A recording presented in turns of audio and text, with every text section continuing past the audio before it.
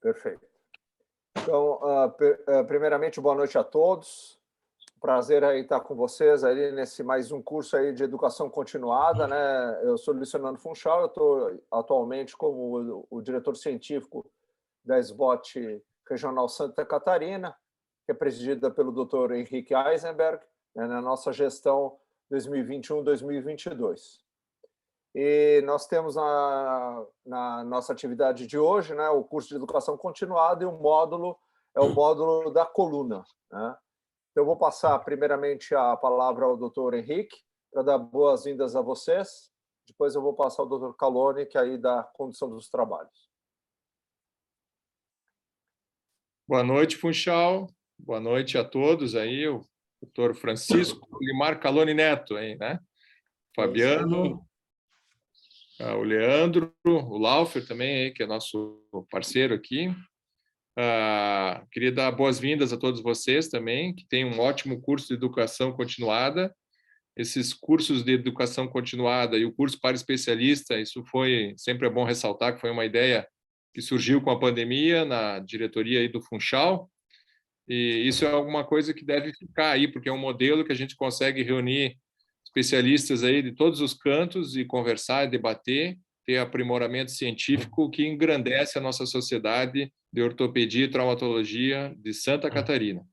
Avisos paroquiais, lembrar aos colegas aí que de 24 a 26 de novembro, a nossa sociedade está sediando, junto com a Nacional, o Congresso Brasileiro de Ortopedia e Traumatologia, que agora eles chamam de 54º Congresso Anual SBOT. Agora não é mais KBOT, é Congresso Anual SBOT. Então, gostaria de contar com a presença de todos vocês. Estamos com 5.600 inscritos já. Jesus! A feira toda vendida e uma previsão aí de sobrar um troco aí para a nossa regional. Então, vai ser um evento, um mega evento, casa cheia, 8 salas, com bastante aprimoramento científico. Estamos na reta final aí da organização. Inclusive, se tiver algum colega que quiser participar da coluna, como gerente de sala, eu só não garanto se será no módulo coluna, mas se tiver algum colega aí da coluna que queira participar, estamos precisando aí de 2 a 3 voluntários para fechar a grade de gerentes de sala da nossa regional. Aí entre em contato, me mande um zap aí que a gente coloca no circuito. Sem mais delongas, devolvo a palavra aí ao Funchal. Desejo a vocês um ótimo curso, que o aprendizado seja o norte de todos vocês. Muito bem. Pessoal, então, só para a gente já passar a palavra ali e o comando ao Dr. Francisco Caloni, vamos tirar aquela foto sempre corriqueira de documentação. Aqueles que quiserem abrir a câmera, por favor. Dá mais alguns segundinhos. Tô Xanamé. Quem quiser. Muito bem. Faltando algumas. Vamos lá, pessoal. Então, foto, todo mundo olhando para a câmera, por favor. Muito bem. Caloni e demais amigos, muito obrigado aí pela presença de vocês. Passo o comando para você, Caloni, e a gente volta no final para ajudar a fechar aí nosso curso de educação continuada. Como o doutor Henrique falou, é um curso voltado para vocês, que são os especialistas da nossa regional.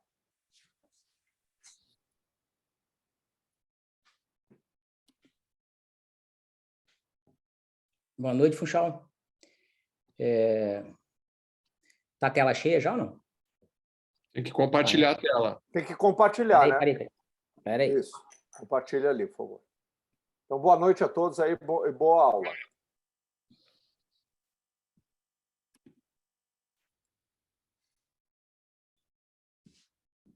Peraí. Já está compartilhando, né? Está entrando. Isso, Tá. isso. Só falta abrir ali na apresentação tela cheia. Embaixo ali, normalmente, reproduzir, né? Eu acho que é o reproduzir ali em cima. Não, eu não reproduzir, mas... Ela atrapalha, né? Sim. Eu vou tirar aí, ela de cima. Se tu aperta reproduzir aqui. Um pouquinho mais para a direita, Calone. Vai mais para a direita, mais para a direita. Agora sim, não. Tá Aí, ó. Perto, não, aí, aqui, perfeito. estava em cima aqui, eu estava tirando aqui. Joia. Tá aí. Bom, primeiramente, eu queria agradecer aqui um pouco o convite, né? O Funchal, ele, além de ser um amigo particular, é um cara envolvido muito na parte de educação continuada. É um prazer aqui encontrar o Marcelo Ostrogs, que também é amigo de infância, por que não, né, Marcelo? Henrique Eisenberg, então isso aqui, além de ser uma educação continuada, é bom sempre rever os amigos e saber que está todo mundo se atualizando, todo mundo batalhando por seus aprendizados aí.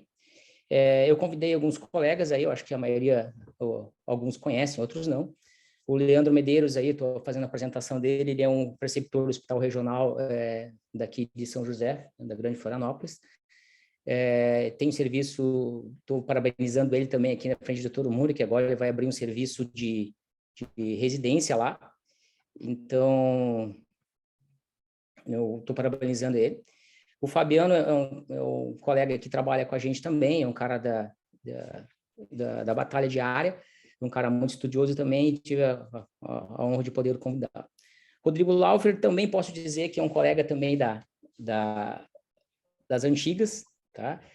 Porque eu conheci o Laufer, mais ou menos, praticamente em Ribeirão Preto, eu estava saindo do serviço. Fiquei na tua casa lá, né? De favor. Do Everton Defino, e eu tive a honra de passar para ele minhas roupas do plantão. Verdade, verdade. Tá. Não está aparecendo meu rosto aí, né? Não. Vamos lá. Então, esse aqui é só uma breve apresentação. Não sei por que não está aparecendo aqui, eu não estou conseguindo pegar.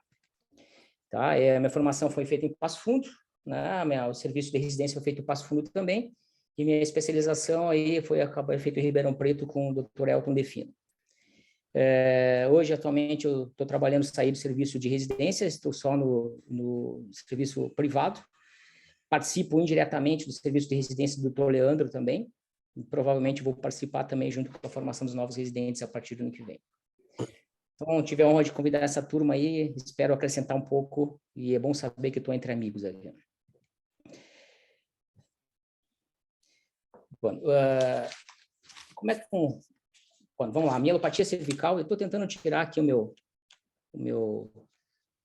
está na frente do meu visor aqui, eu não consegui ainda fazer. Bom, a mielopatia cervical espondilótica é uma alteração mecânica, lesão medular mais comum na região cervical, geralmente ela é decorrente das alterações degenerativas que acontecem na coluna cervical, e já foi descrito pela primeira vez em Stoke, em 1928. As alterações degenerativas estão frequentes, geralmente, em pessoas acima de 60 anos, ou seja, 85% das pessoas já apresentam alterações degenerativas, e sendo a mielopatia ela crescente. Estima-se que em 2010, 10 a 11% da população tem uma mielopatia cervical, e essa população com comprometimento cervical vai praticamente duplicar até 2050, chegando a 22%. Ela tem uma predominância no sexo masculino, mais ou menos 70%, e representa em uma média 54% das lesões na medula cervical não traumáticas. Vai de acordo com o trabalho citado anterior, que eu acredito que mais ou menos 10% das pessoas acima de 50 anos vão apresentar uma mielopatia cervical. As causas da mielopatia são multifatoriais, basicamente devido às alterações degenerativas dos discos, articulações, vai ocorrer uma compressão a nível de medula, a nível medular. Essa, como faz parte da idade, praticamente todas as pessoas apresentam uma porcentagem, uma grande de desenvolvê-la. A alteração congênita da estenose de canal, não só pelo diâmetro, pela diminuição do diâmetro do canal, mas também pela diminuição de vascularização. Acredita-se que, além dos pedículos curtos, a característica da estenose congênita, também há uma deficiência de vascularização. A instabilidade segmentar, que ocorre nas alterações biomecânicas, são as que vão ser o principal motivo formador da lesão medular. A instabilidade mecânica, né, inflexão e extensão, causaria microtraumatismos na medula cervical. E sabe-se que na flexão a medula diminui e na extensão, desculpa, ao contrário, na flexão ela estica e na extensão ela diminui. Só que também causando lesões vasculares. E essas lesões vasculares vão acabar causando lesões na parte glial, na parte celular, levando mais correndo a lesão medular. Acredito aqui que são forças, aqui um resuminho, forças mecânicas aplicadas a longo prazo, vão causando de formas indiretas lesões nas células neuronais, causando uma estrutura também na lesão vascular, causando apoptose e, por si só, a lesão medular. Lembrando que no mecanismo de inflamação ocorre todos aqueles mecanismos conhecidos, liberação de sódio, neurotrofinas tumorais, até ocorrer uma lesão na célula neuronal. Classificação. A classificação, geralmente, ela é utilizada, são mais utilizadas são os de Nurek, a classificação de Nurek e a escola da ortopedia japonesa, da Associação Ortopédica Japonesa. Ela serve mais ou menos mais para estudo, para acompanhamento e interrelação médica. E os trabalhos geralmente são avaliados de acordo com as escalas de Nurek e AOS. Tá? Existe uma classificação também dela que pode classificar a mielopatia cervical devido à sua lesão, o local de lesão. Tá? O local quando os sintomas são relacionados geralmente no nível da lesão, C4, os níveis C4, geralmente acontecem em liberação piramidal e associadas com alterações radiculares. Algumas se expressam com um mecanismo de sintomas abaixo da lesão, apenas com lesões piramidais, e também pode se expressar com sintomas leves, como uma dor cervical simples, tá? Como uma cervicobraquialgia, apenas dor à mobilidade, sintomas de dor axial, como as sinofacetárias. Então, pode se classificar também avaliação com Nurek ou AOS e de acordo com o local da lesão. Existem poucos trabalhos sobre a mielopatia cervical. Então, como definição, ela seria, então, uma incapacidade progressiva e crônica, que muitas vezes passa despercebido e, com o passar do tempo, o paciente vai notar as suas dificuldades. Nurek, que desencadeou a classificação citada anteriormente, descreve que é uma enfermidade progressiva, estável, e com o tempo vai demonstrar sua sintomatologia. Tá? Existe o diagnóstico diferencial. O diagnóstico diferencial da mielopatia cervical são com todas aquelas doenças que causam alteração medular, esclerose lateral amiotrófica, esclerose em placas, e todos os tumores medulares, tanto intramedulares, extramedulares, deficiência da vitamina B, pelos sintomas extremamente semelhantes, e até mesmo a radiculopatia cervical. Não necessariamente o sintoma radicular isolado vai demonstrar que seja somente uma hérnia, uma compressão radicular. Pode ser também um sintoma medular. Deve ser pensado um diagnóstico diferencial. Tá? Aqui tem a parte de sintomatologia, eu não vou me estender muito, eu botei só aqui mais ou menos em termos de porcentagem. Eu vou falar a parte de sintomas, eu vou passar para outro colega, que vai ser o Dr. Leandro. Eu sei que tem alguns residentes que devem estar presentes aqui, então eu pedi para o Dr. Fabiano fazer uma revisão da parte anatômica. Então, vou passar um pouco para o Dr. Leandro, para o Dr. Fabiano. Em relação ao principal sintoma presente nos quadros de mielopatia, geralmente é a diminuição de força, pode estar acompanhado de sensibilidade e dor. Alterações pequenas podem estar presentes, principalmente a perca do controle esfincteriano, né? E não só da parte vesical, mas também como da parte anal. Alterações cognitivas também podem estar associadas. O nível mais acometido é o nível C5, C6, cerca de 81%, mas pode estar em toda a coluna, e principalmente de nível C4 a T1. Tá? Eu queria passar para o Dr. Fabiano agora essa parte da anatomia. Eu acho que é interessante, antes de ir mais a fundo na parte de tratamento ou discussão de casos clínicos, que o Dr. Fabiano começasse a fazer a parte da anatomia. Eu acho que uma revisão é sempre bom. Fabiano? Bom, primeiro, muito obrigado, Caloni, por ter me convidado. Desculpa, pessoal, que eu tô bastante rouco. Vou tentar ser o mais claro possível. Se começar a ficar ruim de entender, vocês me avisam. Só sacanagem me botar aula de anatomia, né? Que essa sempre não é uma aula muito legal de fazer, mas como tem residente, eu tentei fazer da forma mais simples possível. Não estou conseguindo sair aqui, cara.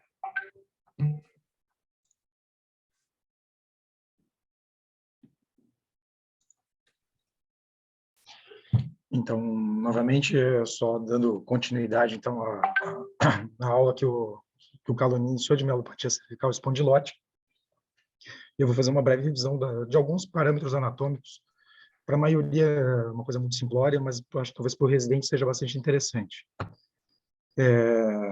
Para quem não me conhece, eu sou Fabiano, sou Flutz, eu sou ortopedista, formado pela Universidade Católica de Pelotas, fiz minha residência de ortopedia aqui no Hospital Regional de São José. O Dr. Funchal foi o meu primeiro chefe na residência, o Dr. Marcelo foi meu chefe lá, o Dr. Xanamé sempre foi colaborador, e o Leandro, quando eu estava no meu R3, ele voltou de Porto Alegre. Depois fiz minha formação de cirurgia da coluna no Hospital Pequeno Príncipe, em Curitiba, junto com o Hospital São Vicente, com o Dr. Luiz Eduardo e com o Dr. Edson Purles.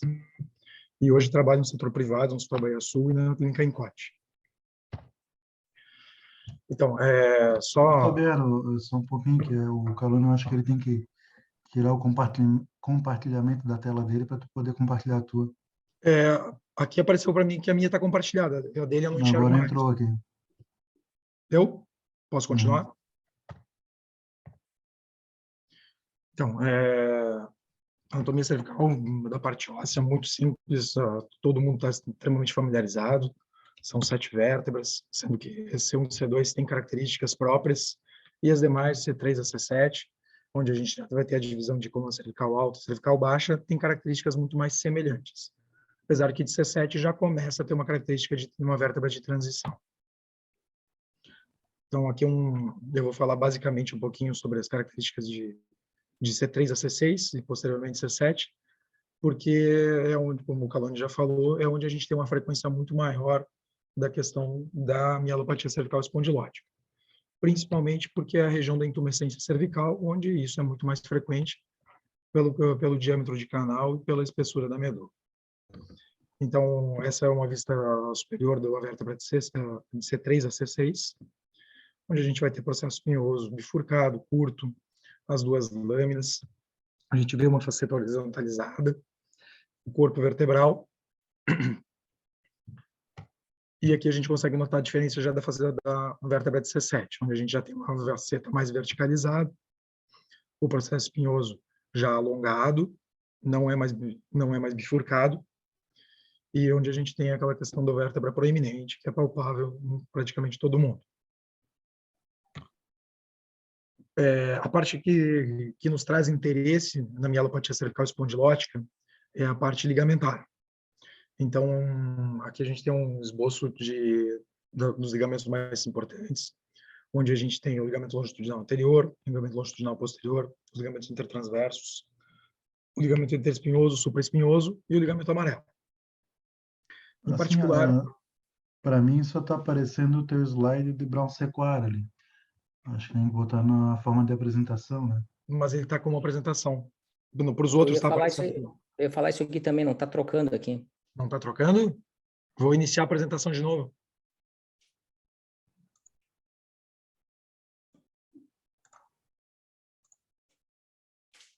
E aí? Continua só fixa agora da anatomia cervical. Trocou? Não. Não. Eu vou tirar o compartilhamento e vou iniciar o compartilhamento novamente. Mas eu acho que não é isso, cara, que a tela está compartilhada.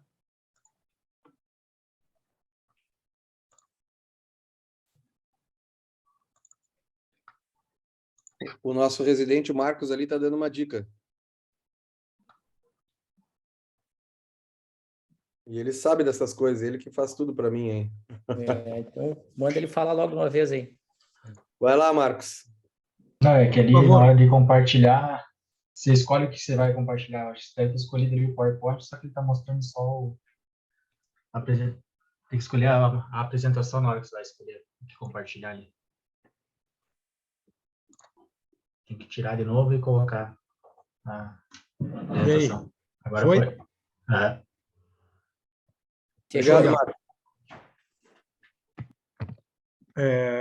Bom, então, voltando às características de C6, eu tinha falado anteriormente, agora com a imagem, o visual, as características de C7, e ali onde eu estava falando da questão ligamentar, né, que é o que nos importa, principalmente relacionado ao ligamento longitudinal posterior, nosso ligamento amarelo. Então, outros exemplos de imagem, o nosso ligamento longitudinal anterior, onde ele está evidenciado, se estendendo por toda a coluna cervical. O ligamento longitudinal posterior, esse nosso de interesse, também se estendendo. O ligamento amarelo, também de nosso principal interesse aqui. E os ligamentos menos importantes nesse momento para a aula, né, os ligamentos transversais, os interespinhosos e o ligamento nucal. Aqui a gente vê uma imagem em que a gente consegue ter uma compreensão de todas as estruturas agrupadas, onde a gente vai ver a parte óssea, a parte ligamentar e a questão onde a gente vai ter os fatores protetores da medula, que é a parte óssea, ligamentar e as meninges. Esse conjunto de estruturas que a gente enxerga, desculpa, tá bem rouco, a gente começa a visualizar, onde a gente tem a estrutura das meninges, a gente consegue visualizar um ligamento que não estava naquela imagem, que é o ligamento denteado. E esse tem uma fundamental importância clínica na mielopatia espondilótica. Aqui ele fica mais visual. Esse ligamento denteado, ele vai fazer, desculpa, dentro da meninge a fixação da medula para evitar os choques laterais, principalmente, quando a gente tem uma descompressão brusca, um efeito chicote, algo do tipo. E só que também nesse tipo de lesão, como ele faz a tração lateral, ele pode diminuir o suprimento vascular. E a principal origem da mielopatia espondilótica, da lesão medular, da mielomalácia, é o déficit vascular. Na secção transversal da medula, então, a gente tem aquela famosa imagem em H, né, ou em asa de borboleta. E só relembrando, então, a gente vai ter todos os nossos tratos, os fascículos na área branca e os corpos neuronais na área cinzenta. Então, isso é importante para a gente ter aquela noção do que está sendo afetado. Se existe a possibilidade de uma síndrome medular está acontecendo, se é uma síndrome anterior, se é uma síndrome posterior, se é uma síndrome central ou uma síndrome de Brown-Sequard. Então, através da sintomatologia, que o Leandro vai comentar posteriormente, a gente vai identificar o que é o fascículo ou o trato que pode estar sendo lesado. Sempre lembrando, né, que a face anterior, os tratos anteriores, eles são motores, os posteriores são sensitivos, os laterais eles são relacionados à propriocepção. Não vou entrar em cada um deles, não tem necessidade, eu acho que disso aqui, mas a sintomatologia vai de acordo com o trato e o fascículo que está sendo comprimido. Então, aqui a gente tem a primeira das síndromes medulares, né, a primeira com a ser conversada, que é a síndrome anterior da medula. Ela tem um quadro clínico muito típico, que é o comprometimento da sensibilidade superficial, e onde a gente começa a ter uma perda parcial da motricidade, e lembrando que a gente vai ter a preservação da sensibilidade profunda, porque está na área posterior, que é nos fascículos grácil e cuneiforme. Então, as vias envolvidas são as vias diferentes anteriores, onde a gente vai ter a motricidade, como já descrito ali, a perda parcial da motricidade, e as espinotalâmicas, principalmente a lateral e as espinocerebelares. É importante a gente ter uma noção, quando a gente tem uma questão, e o Caloni citou isso, de uma compressão, né, seja ela anterior ou posterior, mas nas anteriores isso é mais comum, a lesão, a síndrome medular, a lesão mielopática, ela acontece de uma forma mecânica por uma lesão indireta do vaso, né? O vaso sanguíneo ele acaba sofrendo uma pressão excessiva e isso acaba levando a uma lesão isquêmica. Quando a gente tem uma lesão isquêmica acima de 2/3, é uma lesão significativa. Da parte anterior, a gente vai ter um déficit motor muito mais severo. É importante também saber que esse grau de comprometimento neurológico ele vai se acentuar quanto maior for a pressão. Em estudos em rato mostram que um aumento de pressão na região de 5 a 10 milímetros de mercúrio já é o suficiente para começar a causar algum tipo de dano. Normalmente, a gente vai ter um dano severo com cometimento acima de 2/3, a gente tem uma pressão acima de 100 a 200 milímetros de mercúrio nessa coluna. Então, isso vai começar a trazer um déficit cada vez mais maior e mais progressivo. A síndrome posterior da medula é menos frequente que a síndrome anterior. Ela cursa com uma perda de sensibilidade profunda, já que justamente pelos fascículos gráceis e cuneiforme, que está na região posterior, que é a região está achurada ali. E ela vai preservar a motricidade, né? Porque a motricidade está na parte anterior. Então, quando a gente vai fazer o nosso teste físico e o próprio anamnese direcionada, a gente vai nos indicar qual é a síndrome que a gente está buscando.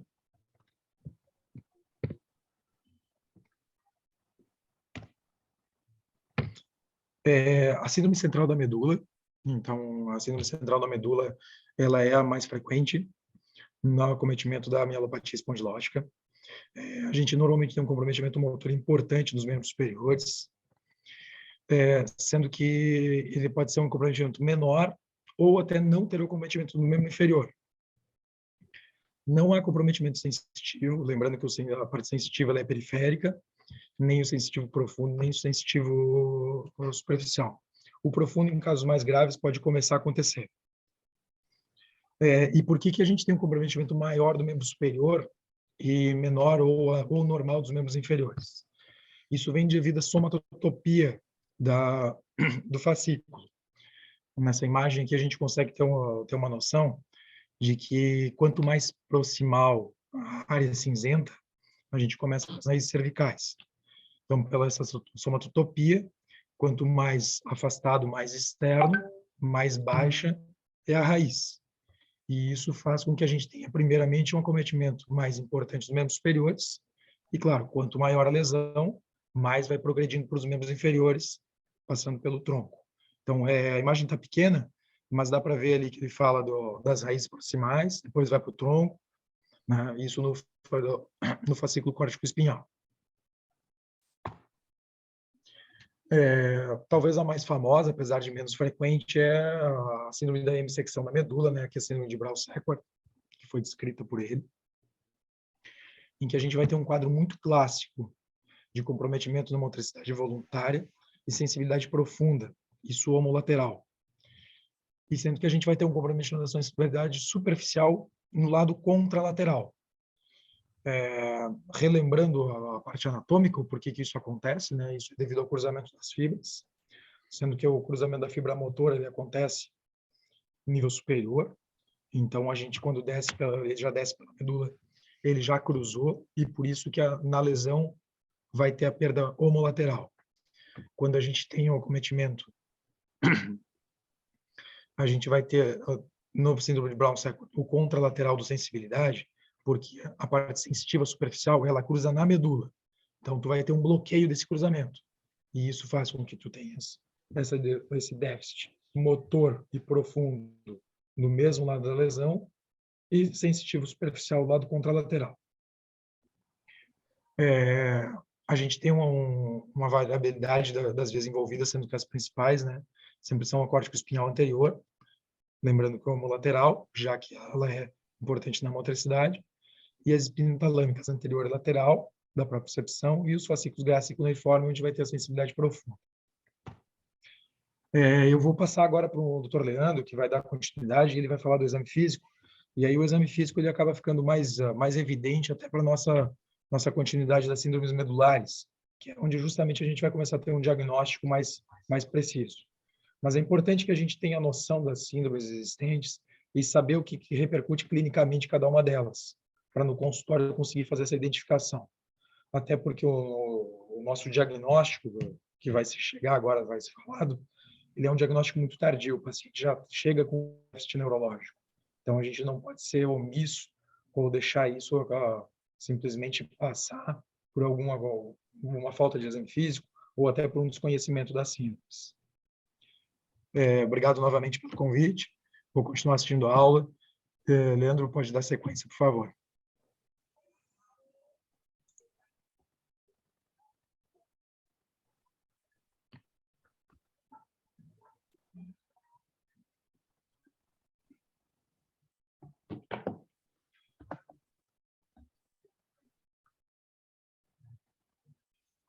Então, boa noite a todos. O Calone pediu para eu falar, então, sobre diagnóstico em mielopatia cervical, né? Mas, assim, por que falar especificamente de diagnóstico, né? O Fabiano já deu alguma introdução, que é porque existe um atraso nesse diagnóstico, né? Normalmente, essas pessoas, elas vão buscar o clínico geral ou o ortopedista Leandro. geral. Oi. Leandro, abre a tela também aí. Tá acontecendo que nem do Fabiano. Tá aberto? Não, mas só tá aparecendo todos os slides na lateral também. Não tá toda a tela cheia. Ele bota como apresentação de slide. Ó, e passou, mas não tá que nem do Fabiano. Tá passando, mas não tá a tela cheia. Vai lá em apresentação de slides. Dá um F5. Deu agora? Não, ainda não. Ó.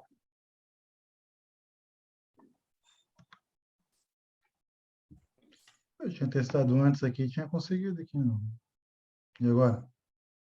Ô, Marcos, entra em cena aí. É a mesma coisa, ele coloca o F5 ali, só que tem que selecionar novamente no compartilhar dele. É que está Tem que compartilhado jogar. só o slide, né? Não a apresentação, como tu tinhas falado aí. Deu? Agora sim. Depois dessa dica, eu vou deixar passar mais parafuso, viu, Marcos? Vai com calma, Tá vai valendo. com calma. Pode deixar, porque ele salvou a apresentação aí. É isso aí. Então, aqui estava falando, né, que existe um atraso no diagnóstico. Essas pessoas, geralmente, elas chegam com algum déficit de força ou déficit sensitivo e procuram ali o ortopedista geral ou o clínico geral, que acaba diagnosticando como se ela tivesse uma síndrome do túnel do carpo, né, ou uma neuropatia diabética, não, uma neuropatia periférica. Esse atraso ele se dá mais ou menos em 2,2 anos. Isso aqui vai ao encontro de outros estudos, né, que falam que num prazo de 2,5 anos, a pessoa ela vai deteriorar do ponto de vista neurológico em termos de força de preensão de mãos, equilíbrio, a marcha, né, e até a sensibilidade vai piorando. Porque a mielopatia, de acordo com a história natural, ela é um distúrbio progressivo, né? As pessoas elas vão, segundo o estudo clássico de Clark e Robson, tu vai ter uma perda, uma deterioração neurológica progressiva e até mesmo assim podendo causar a morte, né? Mas daí como é que a gente faz para diagnosticar certo? Primeiro, tem um outro estudo, ele fala que 70 a 90% dos casos eles pode ser obtido uma suspeita diagnóstica só com a anamnese. Mas para isso a gente tem que fazer algumas perguntas chaves, assim, né? Tu tem que, por exemplo, valorizar a questão de dormência e formigamento em membros superiores, perguntar sobre se está perdendo força em mãos, né, força de preensão, avaliar, por exemplo, destreza da pessoa, ver se ela está conseguindo fazer um abotoamento de uma camisa, amarrar o sapato, questionar a respeito da caligrafia, se ela está perdendo sim, o desenho da letra, se está ficando mais feio, né? E em força, tu pode solicitar perguntando se ela está conseguindo abrir as garrafas normalmente. Em membros inferiores, igualmente, tu tens que ver a questão da dormência, do formigamento dos pés, né, que às vezes a gente não valoriza muito.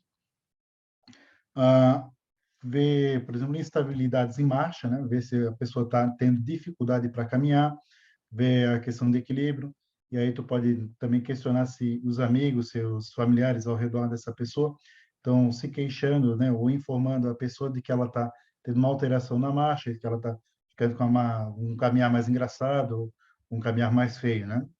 Também deve ser feito questionamentos a respeito de esfíncter, ver se está tudo normal, disfunção sexual também, e aí fazer uma anamnese sobre dor, né? Do ponto de vista de exame físico, né, isso aí é uma doença eminentemente de neurônio motor superior. Então, os achados vão ser sempre relacionados a neurônios motores superiores. E aí tu vai ter sinal de Hoffman, sinal da fuga dos dedos, dormência, o formigamento. Essas dormência e formigamento, elas sempre vão ter um padrão tipo luva ou bota calçada, né? Nunca no padrão dermatômico, né? E nem sempre eles são bilaterais normalmente, mas não necessariamente simétricos, né? Não necessariamente o membro vai ter o mesmo acometimento do outro membro. Fraqueza, perda de força também, reflexo estilo radial invertido, hiperreflexias, presença de clonos, alterações de marcha, Babinski, Romberg, Lhermitte são alguns achados também. Alguns deles são mais específicos e outros mais sensíveis, né? Clonos e Babinski, por exemplo, ele tem uma especificidade de 90% para quadros de mielopatia, enquanto que Hoffman, reflexo estilo radial invertido, e a hiperreflexia, principalmente do tendão do quadríceps, elas são mais sensíveis para mielopatia. Por exemplo, uma hiperreflexia do quadríceps, ela tem uma sensibilidade de 56%, enquanto que a de Hoffman, ela cursa aí com uma sensibilidade em torno de 44%. Fazendo também parte do exame complementar, né, a gente tem aí a ressonância, que seria o padrão ouro para avaliar a questão da mielopatia cervical. Ela vai te dar uma visualização direta da lesão, né, o sítio da lesão, e também para fazer o diagnóstico diferenciais contra as patologias, né? Na ressonância, sempre a gente normalmente fica ouvindo falar do hipersinal em T2. Esse hipersinal, ele não tem uma correlação nem com gravidade e nem com o sintoma apresentado pelo paciente. Alguns outros estudos dizem que se tu tiver um hipersinal em T2 e um hipossinal em T1, né, ou seja, tu tendo uma alteração inflamatória na medula, isso aí é um sinal de que se tu fizer uma descompressão, né, precoce ali, nessa fase inflamatória ainda, tu vai ter um melhor resultado desse paciente, né, fazendo com até uma reversão dos sintomas apresentados. A radiografia ela também se faz necessária, né? Tu vai ver ali uma estenose dinâmica, tu vai ver as alterações degenerativas e a perda da lordose. Na radiografia a gente consegue fazer a mensuração do canal vertebral, ali representado ali pela linha A, né, na figura. O diâmetro normal varia entre 17 e 18 milímetros, sendo que considera-se estenose quando esse diâmetro é menor que 13 milímetros. Se tu tiveres ali um diâmetro do canal menor que 12 milímetros, tu pode ter o que se chama de estenose dinâmica, né? Daí tu vai ver no raio-x em flexo e extensão, se tu tens ali uma translação maior que 3 milímetros e meio. Isso aí o Calon já falou, né? Daqueles microtraumas repetitivos aí, né? Os estudos eletrodiagnósticos, né?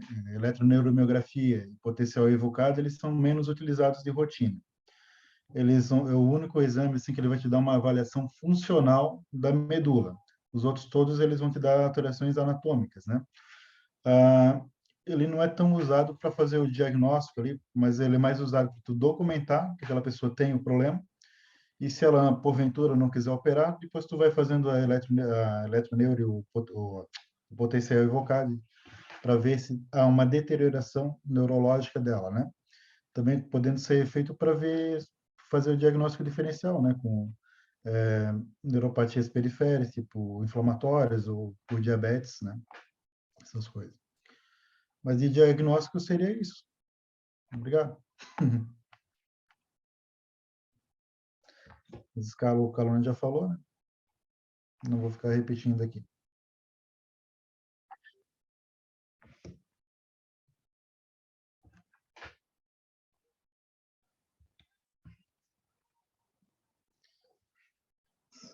Agora eu acho que é o Laufer, né, que vem agora com tratamento.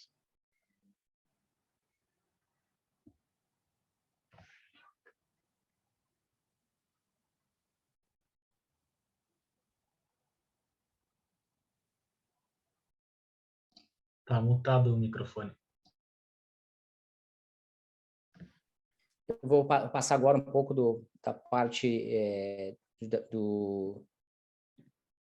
do tratamento conservador, e depois vou fazer passar já para o Laufer fazer aí.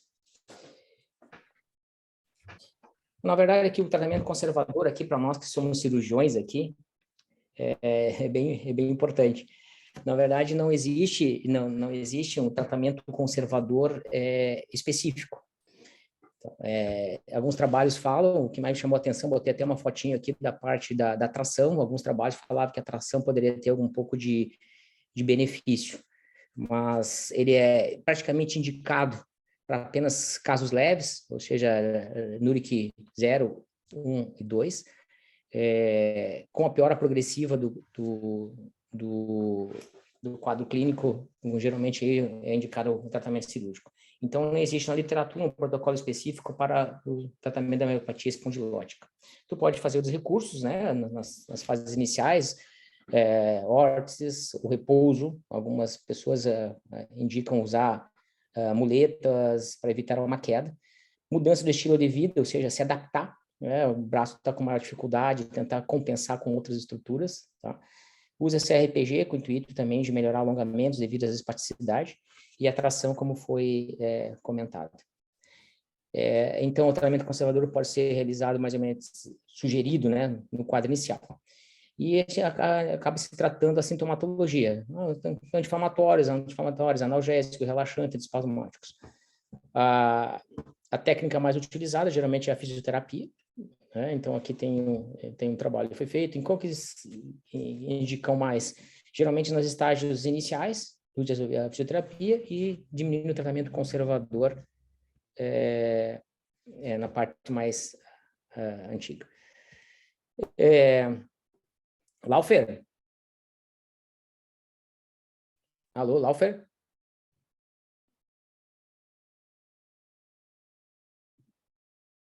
Laufer?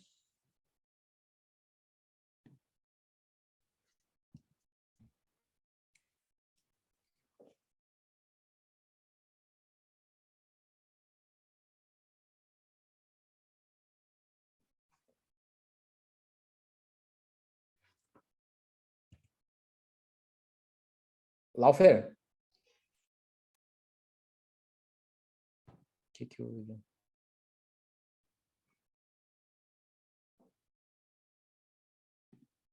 Agora sim, foi. Aí, então tá, não Tive tava... que pedir ajuda para o meu filho para variar. Não, normal, Bom, cara. Ô, Calone, gostei muito do teu joguinho ali, Calone, Coluna, ficou bem legal, viu? Obrigado. Depois eu explico como é que faz. Tá bom.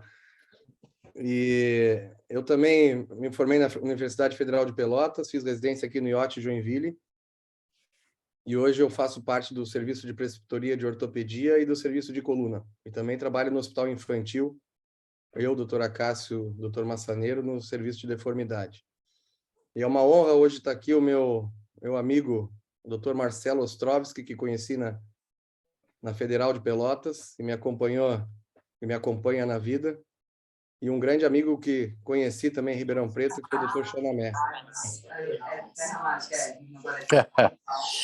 Laufim, bom te ver. Tá bom, um abraço.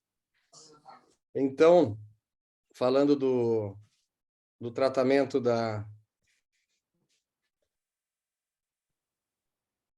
Só um pouquinho aqui.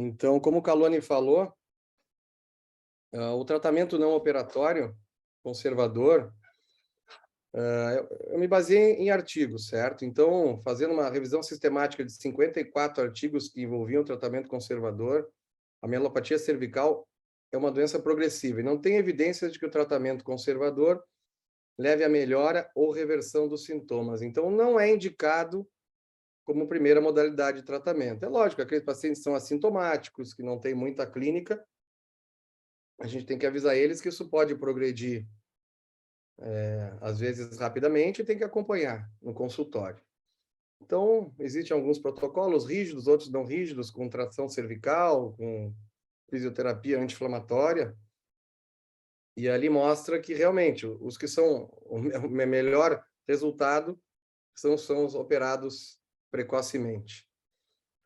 Então, os pacientes com tratamento não cirúrgico apresentam maior taxa de rehospitalização, na maioria dos estudos não atinge um ganho significativo de função conservador, no tratamento conservador, e além disso, cerca de 30% a 54% dos pacientes, inicialmente não cirúrgicos, passam por cirurgia 1 ou 2 anos depois. Então, como nós, cirurgiões, às vezes somos meio agressivos, mas na mielopatia nós somos muito mais autorizados a ser mais agressivo do que em outras patologias. Existe um organograma, basicamente, para se tratar, indicar o tratamento cirúrgico. Então, o paciente que tem... Laufer, não está aparecendo a tela lá. Não? Só estou falando carregando. Não sei se tem mais alguém que viu também. Para mim está aparecendo aqui. Para mim também só aparece uma tela carregando. Só carregando. Só um pouco aqui. Volta ali no início ali. Eu achei que estava carregando, mas não entrou. Só um pouquinho.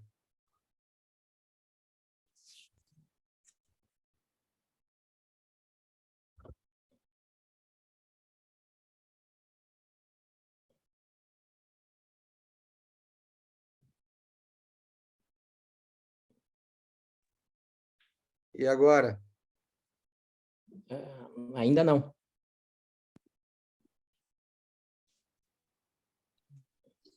Acho que tem que selecionar o que está compartilhando de novo. Você tem que escolher de novo para compartilhar a tela e escolher a apresentação.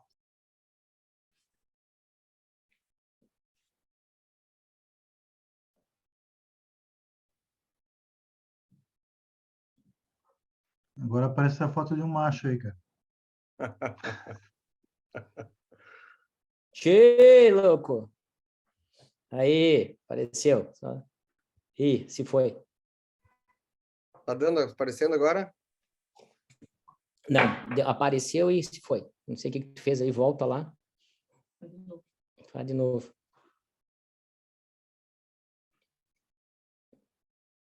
Vamos ter que treinar um dia antes da aula, cara. Aí a gente faz.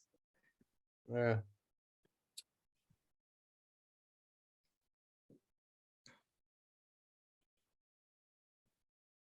Ó, aí apareceu. Agora deve ser o F5 também, aí ou não? Ô, Marcos. Aí sai de novo, ó.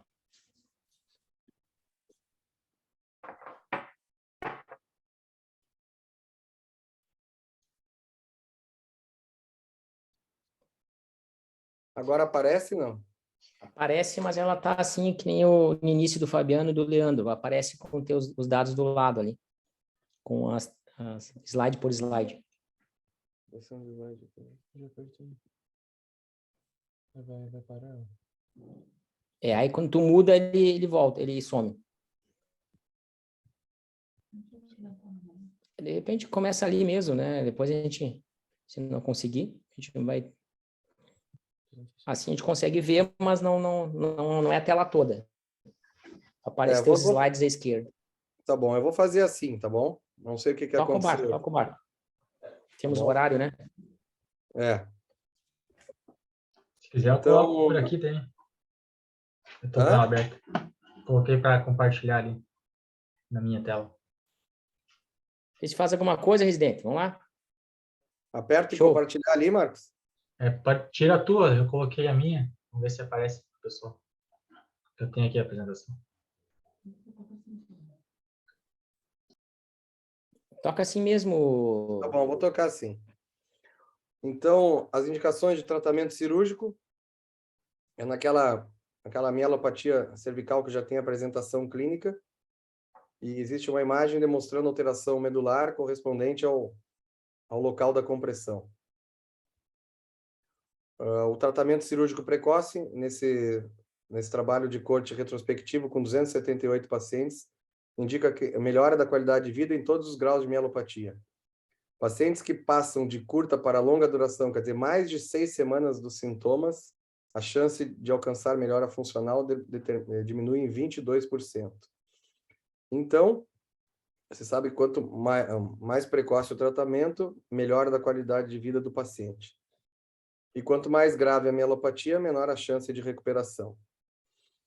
Então, o tratamento cirúrgico precoce também, até em casos de mielopatia leve, reduz a dor axial, cervical, reduz dor radicular, melhora da marcha e também recuperação mais rápida da mielopatia.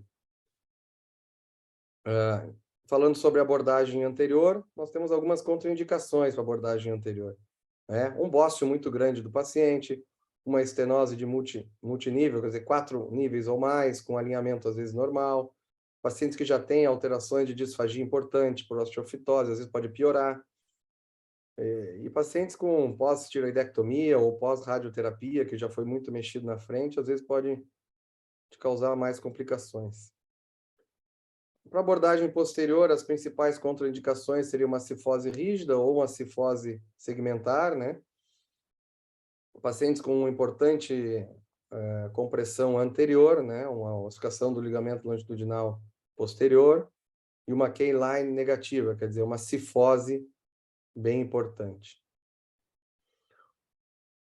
Então, as implicações da cifose cervical são várias. Uma cifose cervical força a medula espinhal contra o corpo vertebral, comprimindo o cordão e aumentando a tensão do ligamento. Então, isso leva a uma pressão intramedular, levando a perda neuronal e desmielinização. E quanto maior a tensão na medula, maior a pressão intramedular, causando apoptose cerebral. Isso, as implicações da cifose cervical. Então, nós temos algumas questões que já são bem estabelecidas, né, quanto à abordagem. A via anterior, normalmente, se faz 1, 2 níveis com a patologia predominantemente anterior.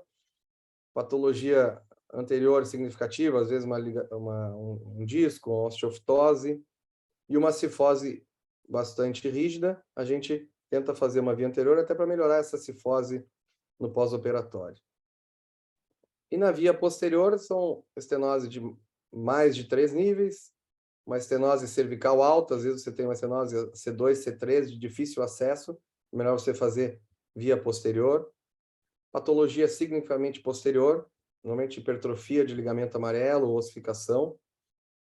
E ossificação de ligamento longitudinal posterior sem cifose importante. Então, a gente indicaria mais a via posterior.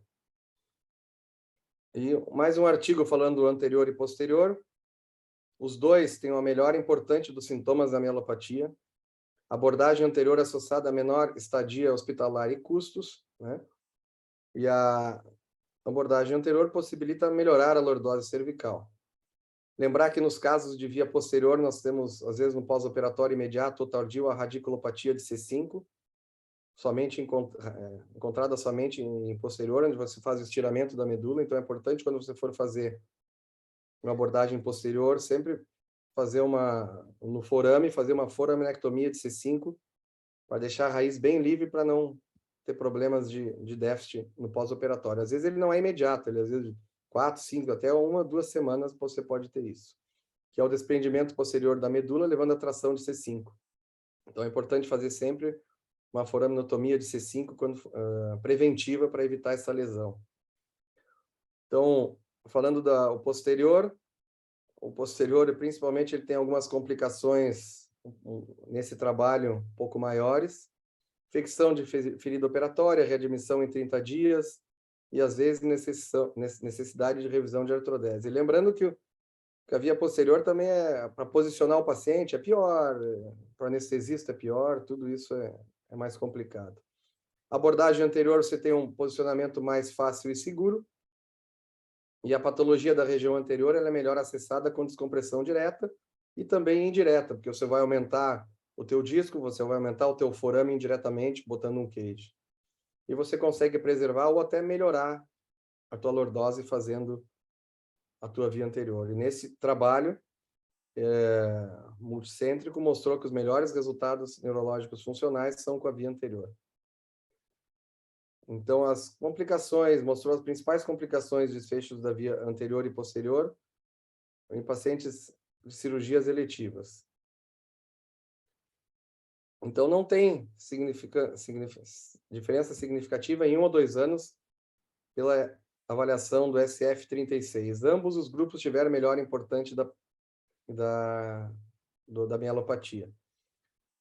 As complicações principais da via anterior é a disfagia, complicações neurológicas principalmente nas vias posteriores, como eu falei, da raiz C5, e internações, infecções repetidas mais na via posterior. E o uso de opioides também foi maior na abordagem por via posterior.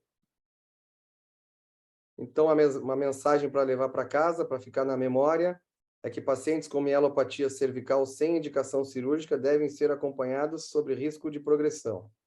É aqueles pacientes que não tem imagem, mas não tem clínica exuberante, então você pode avisar o paciente sabendo dos riscos de déficit, avisar o paciente que ele pode ter uma queda e se apresentar com uma síndrome medular central, e que não tem evidências do tratamento conservador que leve a melhora ou reversão dos sintomas, assim como o Caloni falou. Então, o tratamento conservador na mielopatia é uma coisa que não se tem muito a falar. A via anterior ela é preferível para 1, 2 níveis, patologia anterior, né? E uma cifose de pacientes com cifose rígida, com medula estirada. A via posterior, estenose de 3 ou mais níveis, ou uma estenose cervical alta. Ambos os grupos tiveram melhora importante na mielopatia, principalmente na abordagem precoce. Então, isso eu falei um pouquinho mais rápido, que eu me perdi ali nos slides, mas isso é o que fica de mensagem para casa, tá bom? Obrigado. Obrigado, Laufer. Vamos continuar aqui. Eu vi que nós temos uma fisioterapeuta aqui, Andréa. Ela estava presente aqui, saiu. Andréa? Oi? Ouvindo? Tu como fisioterapeuta aí, tudo bem? Tudo bem. Tu quer falar um pouquinho sobre tratamento conservador? Não sei se tu tem experiência em alguma coisa na mielopatia, não só a espondilótica, né? Mas tu tem alguma experiência, tu tem alguma coisa a acrescentar para a gente, aproveitar que pelo menos eu vi, tem a Gisele também. Tem alguma coisa para falar para a gente aí ou não? Primeiramente, obrigado pelo convite. Para quem não me conhece, eu sou fisioterapeuta especializada em coluna. Então, para a gente, fisioterapeutas, a gente ainda tem poucas referências ainda em estudos, né? Para mielopatia cervical. E não segue um padrão ainda bem claro para a evolução de tratamento. Ele deve ser um tratamento mais globalizado, né, com a experiência assim, dos casos que a gente, né, vai observando, para obter um resultado assim, melhor, né, tanto na parte de fortalecimento, né, para estimular as amplitudes de movimento, ativo e passivo do paciente, aumentando assim a independência, né, funcional e permitir, né, e prevenir perdas funcionais futuras, né, na medida que a doença vai progredindo. Então, resumindo aí, trabalhar global assim a questão dos movimentos, né, e essa é a questão, assim, a gente não tem muito o que fazer, né? Ou seja, não tem protocolo. Não tem protocolo. Então? Não. Eu vi que... agradecer aqui. Obrigado, Andréa. Tá? Eu vi que também tem 2 colegas aqui do Paraguai aí, né? Francisco, ou seja, nosso evento catarinense hoje está expandindo aí, tá? Tem um pessoal do Paraguai olhando. Boa noite, Francisco. Boa noite, Dr. Caloni. Um prazer. Bom,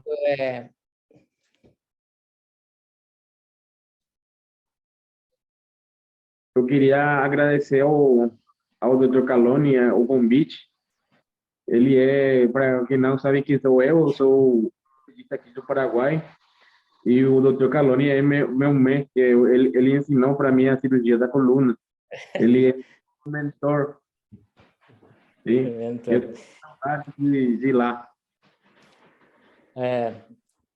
Obrigado, Francisco. Laufer, como tu Sim. foi o último a falar, eu acho que agora aí, acho que as apresentações foram boas, o Fabiano apresentou uma boa revisão na anatomia, acho que quanto mais a gente vê, mais aprende o beabá, ele foi bem específico, ainda brindou a gente ainda com as síndromes medulares ali. O Leandro ali, o diagnóstico, o que acho que ele relatou ali, lembrar que o diagnóstico ele é clínico, né, e associado aos exames de imagem, então um bom exame clínico aí já é possível de fazer um diagnóstico através do exame clínico. O Laufer, eu acho que ele deixou ali bem claro também, tanto a abordagem anterior como posterior ali são cabíveis no tratamento da mielopatia cervical. Laufer, eu vou pedir aqui para tu... Sim, ô Caloni, uma coisa que eu queria deixar também a falar é que, às vezes, a gente fica em dúvida no diagnóstico, tá? O paciente vem com outros sintomas diferentes do dia a dia, e eu, algumas vezes, quando eu fico em dúvida, antes de indicar um tratamento cirúrgico, eu peço a avaliação do neurologista para confirmar o que eu estou pensando, para excluir outras causas neurológicas. Eu acho isso muito importante, você ter um neurologista de confiança, certo? Para ajudar nesse tipo de diagnóstico. Porque eu já vi vários pacientes operados com diagnóstico de mielopatia, e depois era uma esclerose múltipla, era uma ELA, e o cara passou por uma cirurgia grande e continua com os mesmos sintomas, tá? Isso não é incomum. Então, se vocês estão em dúvida do diagnóstico, eu acho que é importante pedir ajuda, às vezes, ao neurologista da sua confiança, para você discutir, às vezes até examinar junto o paciente, tá? E eu queria ressaltar que o potencial evocado motor, ele é muito importante, tá? Se você não tem um diagnóstico clínico importante, você pode pedir o potencial evocado e 95% das vezes ele pode te indicar a mielopatia, tá? Então, eu acho que o potencial evocado motor, a gente usa muito pouco e tem que ser usado mais, tá? Fazendo comentário, como nós temos pouco tempo aí, eu acho que vou passar o caso fim. Eu dei num artigo ali também, agora eu vou perguntar só para o Leandro, vou aproveitar antes de fazer por causa do fim. Leandro, tem uma coisa que me chamou a atenção que eu não sabia, talvez não tenha uma repercussão tanto clínica, mas na ressonância magnética, algumas vezes, tem uma característica da mielopatia, uma de forma mais ovoide e outra de mais afilada. A forma ovoide, acredito que a lesão seja feita de uma maneira mais lenta, e o prognóstico do pós-operatório, da recuperação, é melhor. Tu chegou a ler alguma coisa a respeito disso? Seria só um prognóstico? Tem ou não? Tem, inclusive, tem classificação disso, né? Tem a classificação do Hauser, né? Que ele publicou da Clínica Mayo. Ele fala que quando tens um formato de banana da medula, né? Ou seja, tens um achatamento antero-posterior com um alargamento lateral, isso ele tem um pior prognóstico funcional, assim, em termos de recuperação pós-operatória. Certo. Laufer, Sim. vou te passar um casinho clínico aqui, tá? Isso aqui é uma coisa simples, acho que vamos aproveitar, foi combinado com o Funchal de apresentar alguns casos clínicos, não vamos demorar muito, que o tempo já está quase lá. Então, um paciente feminino, 65 anos, com uma história de cervicovogalgia de longa data, que começou há mais ou menos 7 meses com a detetaparesia. E, caracteristicamente, tem uma dificuldade de alterações na motricidade. No exame físico, não apresentava alguma atrofia muscular significativa, tinha um grau de força, grau 4, mais à direita e um grau 3 à esquerda, ou seja, desproporcionado, como o Leandro citou também, que muitas vezes não há necessidade de ter os dois membros com o mesmo grau de lesão. Reflexo característico, né, com hiperreflexia tanto em membros superiores como membros inferiores. Tinha as alterações lá piramidais, Lermite, Hoffman, Babinski, bilateralmente. E o esfíncter controlado. Então, eu queria uma opinião aí, não sei o que tu acha aí. O raio-x aqui apresentou algumas alterações. Eu vou deixar tu descrever, na verdade, né? Aqui tem umas alterações gerativas, a imagem não está das melhores aqui, mas dá para ver que tem uma degeneração bem evidente, né? Osteofitose chega para ter praticamente uma fusão ali, C5, C6. Tem uma osteofitose importante, tem uma fusão, tem um alargamento antero-posterior do corpo vertebral, certo? Isso também é uma característica da mielopatia mais crônica, Perfeito. certo?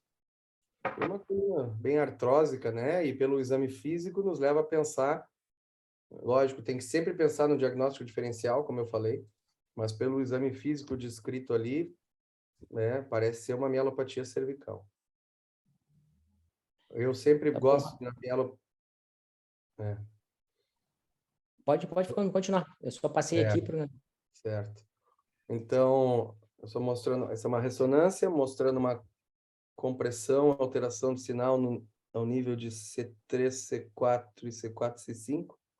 Não parece ser o raio-x que nós vimos ali anteriormente, mas tudo bem.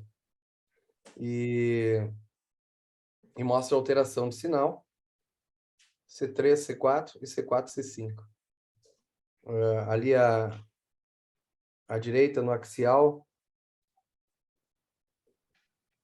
você tem uma compressão bastante importante central. Esse tipo de paciente eu sempre gosto de pedir uma tomografia para ver a calcificação, se tem osteófito posterior, se tem alguma outra coisa que pode me atrapalhar na cirurgia ou despender mais tempo para fazer o acesso. Mostra também, parece uma hipertrofia de ligamento amarelo ao nível de C4, C3, C4, C5. Tem mais alguma imagem? Não? Aqui mostra o estreitamento de canal, os dois níveis. Mais alguma imagem? Tem tomografia, não? Eu já entreguei o jogo aqui. Não tem tomografia aqui, meu amigo. Tá bom. E eu sempre peço tomografia, eu acho que é interessante pedir a tomografia para a gente ver a descompressão, às vezes, anterior que você tem que fazer. Tem osteófitos que não consegue ver com a ressonância. Então, para te usar o drill, eu acho sempre importante. Em todos os meus casos de cervical, eu sempre tento ter uma tomografia e uma ressonância para fazer a melhor avaliação. E ali eu já vi que foi mostrada uma artrodese fixação via anterior, descompressão dos dois níveis onde tinha compressão. Às vezes é bom avaliar no pós-operatório com uma ressonância nova se você conseguiu, com essa distração, abrir indiretamente, melhorar aquela compressão posterior que tinha. Muitas vezes é indicado fazer a via anterior e complementar com a via posterior se continuar a compressão. Não sei se alguém quer dar mais alguma opinião, pode, sinta-se à vontade.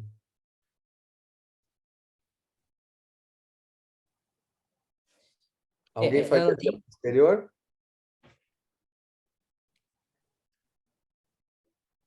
Somente via posterior, não? Não? Eu vou dar uma passada meio rápida aqui agora. Eu acho assim ali, ó. Eu geralmente eu costumo tratar tanto via anterior quanto via posterior, onde tiver a compressão. Mas assim, muitas vezes como tu relataste na tua apresentação ali, só a via anterior, muitas vezes aquela pequena descompressão de 1 milímetro, 2 milímetros é suficiente para fazer uma correção clínica, uma melhora clínica muito importante, tá?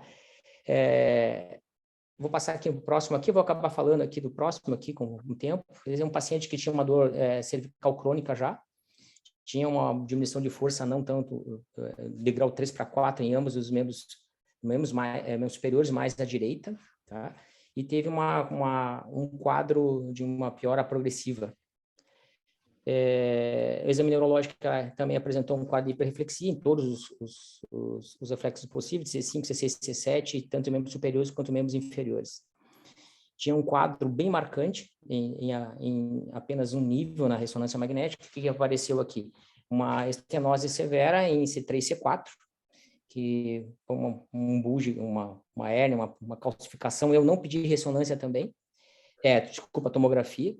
Ele acho a tomografia realmente de extrema importância também. Quando tu abre o paciente, o que tu vai esperar? Tu vai acabar encontrando uma calcificação, então muda muito a tua abordagem, dificulta mais o tratamento cirúrgico na hora. Então a tomografia realmente ela ajuda principalmente na calcificação, que tu não tem essa noção numa ressonância magnética nuclear. Como o paciente tinha um sintoma grande também, não só de C4 a C7, então eu acreditei que ele tinha também uma compressão nas raízes nervosas. Então eu acabei fazendo uma laminectomia ampla, soltei bem a região onde estava a compressão medular. Então isso aqui é bem antagônico também. Numa cirurgia lá que tinha uma compressão posterior, acabei não agindo. Eu tratei basicamente aqui a clínica toda do doente. Já que ele tinha sintomas neurológicos específicos de todas as raízes, eu tentei fazer pela via posterior uma laminectomia ampla, ou seja, tentando soltar todas as raízes, não acreditando que aquele sintoma era especificamente medular. E só medular. Calone. Então... Calone, aproveitando, eu estou vendo que o Dr. Franciel está nos acompanhando. Dr. Franciel, está ouvindo aí? Um potencial evocado motor não nos ajudaria pré-operatório para a gente ver onde que agiria mais somente nesse nível ou teria que fazer toda essa cirurgia?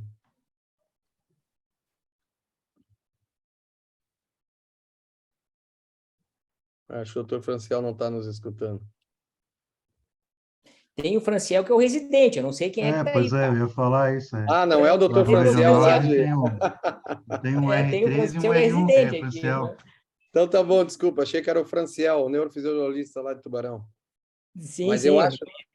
conheço mas também. Eu fiquei quieto aqui, que eu não sabia se era ele. Conheço também. Mas eu acho que às vezes Franciel, se pensar em fazer um potencial evocado motor pré-operatório, que aí o neurofisiologista ele já pode nos dizer o que está causando, se é realmente só o C3, C4, ou se você tem que fazer toda essa cirurgia grande posterior também, né? Expor o paciente a um risco maior de infecção e de tudo isso, né? Eu acho que às vezes dá para a gente pensar isso, lógico, às vezes é um caso de urgência, não tem como. Mas eu tenho usado cada vez mais e tenho pedido sempre discuto os casos que eu posso com o neurologista para ter uma melhor abordagem. É só uma dica, porque né, a gente tem residente aqui, então e às vezes no dia a dia é uma correria, o paciente já vem pronto do consultório, né? E no SUS é muito difícil da gente conseguir isso aí. Obrigado, Rafael. Calone, voltando ali nesse último caso, tu não pensou em fazer uma laminoplastia em vez da laminectomia total? Olha, assim, a minha experiência na laminoplastia é bem pouca. Eu tive alguns casos quando trabalhava com um neurocirurgião lá em Balneário Camboriú, com a equipe de neuro. Eu geralmente entro um pouquinho mais agressivo, é uma cirurgia maior, é uma cirurgia mais agressiva, como o Laufer comentou, mas assim, meio ortopedista, como se diz, a indicação aí, que eu vou fazer uma descompressão, eu faço uma descompressão ampla e associo geralmente uma artrodese que eu acredito ser um pouquinho mais rígida, com os parafusos, do que qualquer tipo de laminoplastia associada ali. Então, eu optei ali por fazer uma descompressão ampla, pensando também na parte radicular e não só na parte medular. Mas, assim, não tenho experiência, então não utilizo como técnica de descompressão. Mas é válido. Fabiano, já que tu tá aí, Fabiano, vamos tentar dar uma falada sobre esse caso. Esse aqui é um policial aposentado. Ele tem uma dor cervical crônica e não tem uma limitação de mobilidade, uma limitação de mobilidade mais de rotação, parestesias em ambos os membros superiores. E o que chamou mais atenção, que chamou ele realmente mais para consulta, começou a ter aquela dificuldade dos pequenos movimentos, dificuldade para movimentar as mãos. O exame físico dele não era tão evidente, tinha um Lermite apenas positivo, a força estava mantida, os reflexos preservados, e tinha uma diminuição de mobilidade muito grande. Tá? Bueno, vou deixar tu descrever um pouco aqui que tu apresenta para nós um pouco aqui. Bom, já tem uma retificação importante, uma coluna bastante artrósica, né, no raio-x, já tem uma retificação, tem uma anquilose ali também já em C5, C6. C6, C7 ainda tem um pouco de espaço, mas provavelmente já está bastante reduzido. Quando a gente vê o PA dele também ali, a gente vê que tem uma anquilose bem significativa ali em C5, C6, né? Não existe mais dissociação da faceta articular. Não bate muito com o quadro clínico, né? Que ainda tinha pouca diminuição da flexo-extensão, sendo que já tinha umas facetas articulares horríveis dessa anquilose. Era para ter uma restrição maior da flexo-extensão. Na ressonância, então, confirma a qualidade da anquilose ali já, né? De caráter degenerativo. No disco de baixo também, C6, C7 já praticamente anquilosado. E tem uma protusão ali importante, né? C3, C4. A gente vê também uma hipertrofia do ligamento amarelo ali. Apesar de não ser um corte axial, mas a gente vê a hipertrofia do ligamento amarelo causando uma estenose, tanto anterior quanto posterior. Tem um sinal de mielopatia já importante aí, né? Mielomalasse. Não sei se tem alguém que está enxergando algo a mais que eu. Esse... Não. Laufer? Sim? Laufer, aqui não, assim, aqui eu acho que também devia ter pedido a tomografia, Laufer, eu acabei não botando os axiais, eu notei agora daí. Tu vê que tem uma calcificação... A tomografia ajuda a gente a planejar, né? Sim, e o drill ela na tem uma sala. calcificação... Tem uma calcificação grande aqui, né? Não tem uma fusão praticamente dos níveis abaixo. E o único nível que está movimentando é o que deu quase mielopatia. Tá? Exatamente. Esse déficit neurológico dele aumentou de maneira significativa. Como tinha sinais de neurônio motor superior, então a gente eu optei por fazer um tratamento cirúrgico aqui também. E aí? Aqui a borda anterior, a borda posterior. Tá? Eu acho que o paciente teve uma piora no início do pós-operatório, uma média de uns 5 meses, ainda piorou um pouco a fraqueza, que não tinha praticamente, mas hoje ele melhorou, a dormência também melhorou. E o caso é o quê? Deixa esse cara, já que o sintoma é leve, e trata mais conservador, ou parte para uma parte cirúrgica mais agressiva? Então, eu acho que eu optei por uma descompressão de ambos os níveis. O tratamento é cirúrgico. A opinião né? de vocês, hein? O tratamento, sem sombra de dúvida, é cirúrgico, né? O paciente tem déficit, tem uma mielopatia, isso é progressivo. Eu faria uma abordagem anterior, tentaria ganhar uma altura discal, para mim conseguir compensar isso até com aquele ligamento atrás. E eu aviso sempre o paciente que eu expliquei antes, eu faço uma abordagem anterior, e a grande maioria das vezes melhora, porque você vai tirar a parte do corpo de trás, você vai liberar a parte anterior da medula, que é a principal compressão. E, às vezes, peço uma ressonância mais tarde para ver se ainda existe uma compressão importante posterior. Mas eu resolveria esse caso somente via anterior. Em relação à retificação, eu acho que faria alguma coisa, né? Tentar fazer uma osteotomia para melhorar, acho que não, né? Seria uma coisa muito... Né? Ninguém pensaria... Vamos tratar o paciente do que ele está reclamando. Exatamente. Eu até achei que fui agressivo demais aí, mas graças a Deus ele melhorou também. Leandro? Alô, Leandro? Vou passar o último casinho para ti aqui, Leandro. Então, um paciente 61 anos, masculino, ele era motorista, se não me engano, da Concap até. Tinha uma cervicopatia importante, de característica progressiva, radiando para o membro superior direito. Ele tinha realizado tratamento conservador sem sucesso. Ele já tinha sido diagnosticado uma mielopatia cervical há cerca de 2 anos, indicado por outro colega, e ele fugiu. Né? Aquele velho, tenho medo de operar, tudo. O que acontece? Agravou os sintomas, e aí eles vêm depois querendo que a gente faça milagre, né? Desculpa essa descrição. Mas, assim, piorou os sintomas e ele acabou vindo para optar pelo tratamento. O déficit neurológico dele, exame tinha um déficit motor de abdução do braço, ou seja, tinha uma característica um pouco mais alta, tá? Grau 4. Parestesias em tipo de luva, como tu descreveste muito bem ali na aula. Sinais também de comprometimento medular, Hoffman. não tinha clonos e tinha um pouco de alteração de marcha. Eu queria que tu descrevesse um pouco a ressonância para nós e desse a opção aí também de teu tratamento aí. Então, ele tem uma inversão até da lordose cervical, né?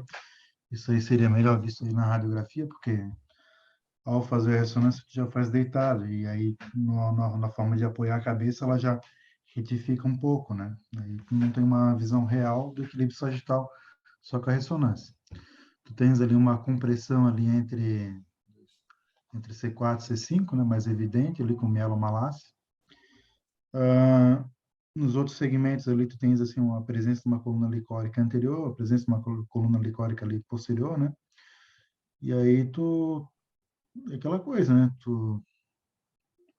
De acordo com a fisiopatologia, né, ou esse elongamento da medula, ele contribui também para fazer a mielopatia. E já tem outros discos ali meio ruim, né? Acho que poderia ser optado para fazer assim, só a descompressão local, outro já fazer a descompressão também nos outros níveis ali para melhorar ali o alinhamento sagital, né, da coluna cervical. Tentaria fazer isso aí por via anterior primeiro, aí como o Lawfer falou, se não descomprimir bem, ou, né, se fica algum resquício ali, se a clínica do cara não melhora, aí a gente faz a ressonância e opta ali por oferecer a via posterior depois, né? Eu acho que esse caso é um caso que a via anterior resolve o problema dele. A gente não vê nenhuma compressão posterior, né? Nenhuma hipertrofia de Não tem ligamento hipertrofia nem... Então, eu acho que a via anterior resolve o caso dele bem. E eu faria C4, C5, onde tem a compressão e a mielomalácia, e faria junto C5, C6, que tem uma degeneração importante para melhorar a lordose cervical. Então, ali, eu acho que é conseguir tentar distrair C4, C5. Eu não sei se a gente Exatamente. talvez conseguiria uma distração suficiente para ali tirar é bem estreito, aquela né? compressão. E aí é bom uma tomografia, mais uma vez, tá? Aí é quase que Aquela fundamental. compressão ali no axial, no C4, C5, só para a gente entrar já mais preparado, né? Mas não sei se ganha altura ali não, para descomprimir o suficiente. Só vendo na hora. Às vezes, um posicionamento do paciente na mesa, tu já tem uma ideia, né? Tu coloca ele em hiperextensão. O problema é a queda de sinal, né? Essa hiperextensão tem que tomar cuidado, né? Se não tiver monitorizado, tem que fazer com o paciente consciente, para não piorar a lesão, né? Não, esse paciente, a gente esqueceu de falar, mas esse tipo de paciente é sempre com monitorização, né? Que é uma coisa que é automática, né? Não existe como pensar para a mielopatia sem monitorizar. Agora, como é que vocês fazem no SUS? Eu faço esse paciente sem monitorização aqui no SUS. O único que trabalha no SUS é o Leandro, então... Não, é verdade, a gente acaba fazendo... Eu também faço sem monitorização, né? A gente tem o neurofisiologista, só que a Secretaria de Saúde ela disponibiliza uma vez por mês o neurofisiologista. Aí eu acabo reservando para outros casos assim mais graves, sabe? Sim. O que eu faço e que eu aprendi lá na residência, lá em Porto Alegre, é assim, tu posiciona o paciente acordado para ver se ele vai referir uma piora do sintoma naquela posição que tu vai deixar ele para ser operado. Se tiver uma piora da posição na hiperextensão ali, tu vai reduzir a hiperextensão dele até um nível confortável. Sim, mas é difícil, né? A gente sempre fica com receio de que algo aconteça, né? É difícil. Mas no SUS é complicado. Isso eu passei a bronca pro Leandro, graças a Deus, o Leandro está assumindo toda a bronca lá. Esse aqui é apenas uma ressonância, foi realizada uma artrolese, 2 níveis, eu acho que o Laufer escreveu. Teve uma descompressão talvez não tão grande, né? Tem ainda alguns resquícios na imagem aqui à direita que tem uma certa compressão, só que o paciente melhorou. Então, assim, eu acho que... Mas descomprimiu bem, né? Podia um pouco mais, descomprimiu bem. Descomprimiu. E o paciente está bem. Então, assim, eu tenho... Não existe uma via anterior, eu acho que uma via posterior, né? Como tu comentaste ali. Tem o Dr. Elton lá, onde eu fiz a residência, ele falava assim, no qual o cirurgião tem mais conhecimento técnico e mais segurança para fazer. tem os conceitos básicos, e lá a gente fazia muito pela via anterior, mas a tua ideia foi a mesma minha ali, e a mesma do Leandro, ele acabou de comentar ali. Então, acho que o resultado foi aceitável e foi bom. E a via posterior fica uma segunda opção, caso ele tenha uma piora, ou tu acredite que vai melhorar mais o sintoma realizando uma descompressão ampla. Funchal? Se alongamos um pouco aí, Funchal, se alongamos um pouco, tu tinha falado 9h15, já é 9h25. Eu acho que assim, eu tentei ainda, tirei alguns slides, foi rápido, mas eu acho que os guris aqui, se nós começar a conversar aqui, nós vamos até meia-noite aqui. E se tu deixar o Marcelo Ostrov e o Xanamé falar também, aí fudeu, desculpa a expressão aqui. Tá? Isso aqui é uma honra estar com vocês aí, eu tenho mais a agradecer ao Laufer, né, o Leandro e o Fabiano, foi muito bom aí poder conversar. Estou devendo para os residentes as tomografias, o Laufer deve estar me matando agora aí, porque eu não botei nenhuma tomografia aqui, foi bem... Mas eu acho que foi uma revisão muito boa aí do que é uma mielopatia, das indicações aí da abordagem anterior e posterior. Estou agradecido com os colegas aí nessa participação. Compartilha a tua apresentação, Calone, para a gente ficar todo mundo se vendo. Espera aí.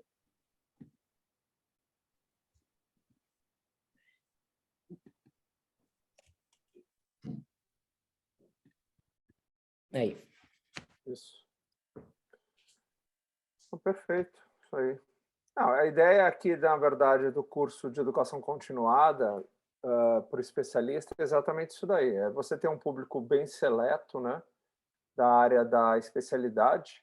O que muitas vezes os especialistas reclamavam é que, na verdade, as reuniões científicas da SBOT, Santa Catarina, como de outras regionais, elas estão muito voltadas para o público em geral, para o ortopedista em geral, né?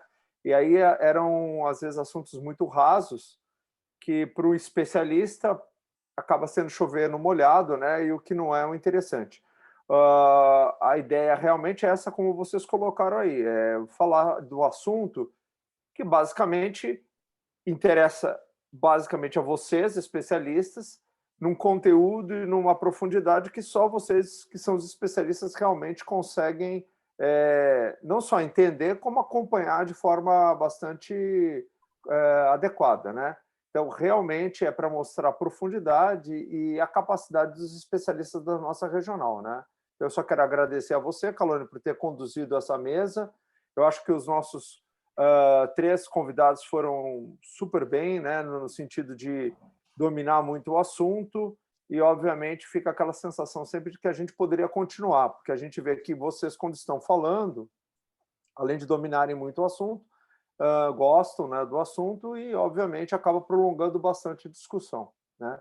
Mas o interessante é que isso aí, como o próprio presidente falou, o doutor Henrique falou, é um projeto que começou aqui na nossa gestão, mas deve se prolongar nas próximas gestões para os especialistas de outras áreas também, da ortopedia, né, não só da coluna, terem um espaço próprio para poder discutir os assuntos, tá? Então, Calone, eu queria agradecer imensamente a tua participação, a condução, ao Leandro, ao Laufer, ao Fabiano, que obviamente foram muito bem, né? E obviamente foram escolhidos aí a dedo para que realmente o assunto tivesse essa execução, tá certo? Uma boa noite a todos e muito obrigado. Obrigado a todos também. Daqui 15 dias temos mais. Aí nós temos a nossa reunião científica. Espero contar com a participação de vocês. E agradecer a participação sul-americana aí do Paraguai, né, que foi realmente um prazer vocês estarem aqui conosco, né? De 15 em 15 dias nós temos reuniões. Se puder passar depois, viu, Calone, para o Francisco poder passar para os outros ortopedistas das outras áreas da ortopedia, é um prazer ter todos os colegas sul-americanos aqui. Muito obrigado. Um abraço e uma boa noite a todos. Obrigado. Até mais, Funchal. Obrigado, Obrigado a todo mundo aí.